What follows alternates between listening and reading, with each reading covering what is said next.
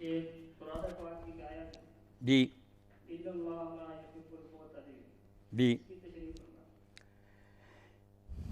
نہیں، اس بارے میں کوئی بتایا بھی کرے نا کہ ذہن میں، کیونکہ ترجمہ تو میرے خیال میں آپ بھی جانتے ہیں کہ اللہ تعالیٰ ایسے لوگوں کو پسند نہیں کرتا، ان کو اچھا نہیں سمجھتا جو حد سے بڑھ جاتے ہیں۔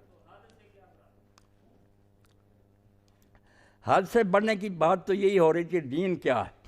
حدود اللہ، باؤنڈری لائنز ہے جس کے اندر رہنے کا حکم ہے کہ اس کے اندر اندر چلو۔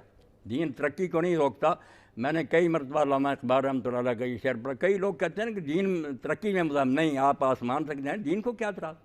مگر ہونا یہ چاہیے زندگی کی راہ پہ چل، لیکن ذرا بچ بچ کے چل، یوں سمجھ لے کوئی مینا خانہ بارے دوش ہے، جیسے شیشوں کا ٹکرا ہوتا ہے کندھوں پر، آدمی ہوش سے چلتا ہے چور نہ ہو جائے۔ احتیاط کی زندگی، یہ تقویٰ، بچ بچ کے چل، باقی آپ جہاں جی چاہے جائیں، کسی چیز سے نہیں روکتا۔ یہ جو حدود مقرر کی ہیں، لائنز، جو ان کو پار کرتا اس کو تعدی حدود اللہ کہتے ہیں، کہ اللہ نے جو لائنیں لگا دی تھی کہ ان کے اندر ہو حلال و حرام، جو ان کو توڑ گیا وہ معتدین، حد سے گزر گیا، اس نے حدیں توڑ دیں، ان کو اللہ پسند نہیں کرتا۔ حدود شکنی جو ہے یہ ہے اعتداء، حد سے بڑھ جانا، گزر گیا اس